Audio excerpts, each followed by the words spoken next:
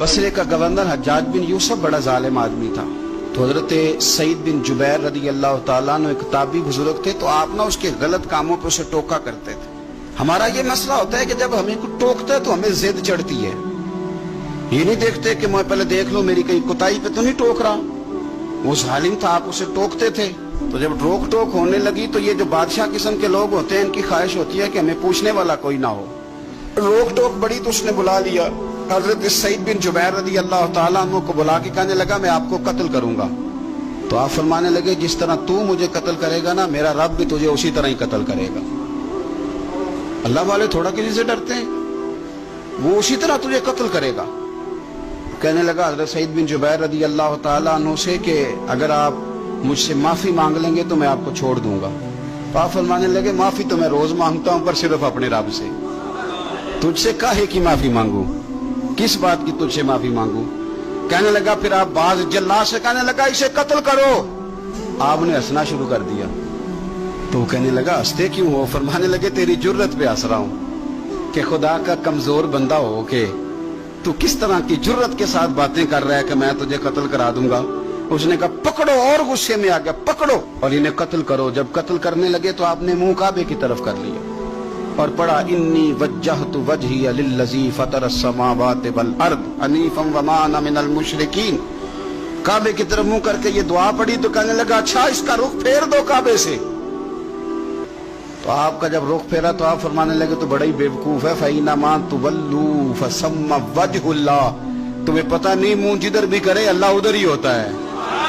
तू बड़ा बेवकूफ है, तू काबे से रुख फेर के समझता है कि अल्लाह कोई माज़अल्लाह मुक़य्यद है। इधर रब तो हर तरफ है, जलवा तेरी जात का कू बकू है।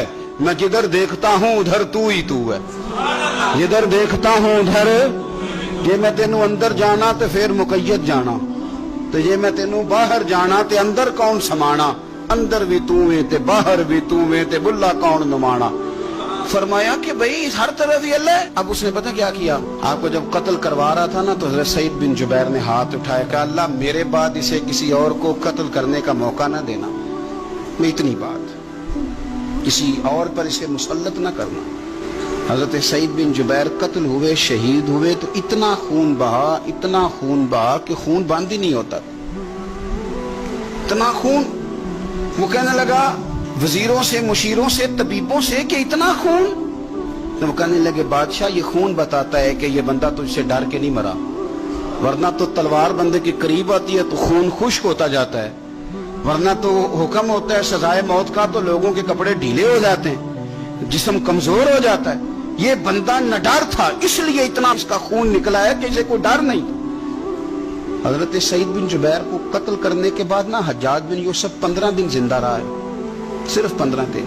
कैंसर हो गया पेट में, इतनी तकलीफ हुई कि जिस बीमारी को आज आप कैंसर कहते हैं कि किसी की समझ में नहीं आता था। तबीब गोश्त की बोटी डालता था धागे के साथ पेट में, तो बाहर आती थी तो वो गल सड़ के बाहर निकलती थी। उसके अपने भी उसके कमरे में नहीं जाते थे। ओ यारो, जुल्म करते हुए लोग सोचते नहीं कि इसका हिसाब कितना भयानक होगा। रात को चीख मार के उठता, घर वाले कहते तुझे क्या हुआ। 15 दिन जिंदा रहा, एक रात सो नहीं सका। वो कहता था जब भी मैं सोता हूं तो सईद बिन जुबैर मेरी ख्वाब में आते हैं और मेरी टांग पकड़ के घसीटते हैं तो मेरी आंखें खुल जाती हैं। ये जो बद्दुआएं हैं ये तुम्हारे बिस्तर तक तुम्हारा पीछा करती, ये नींदों में सुराख कर देती।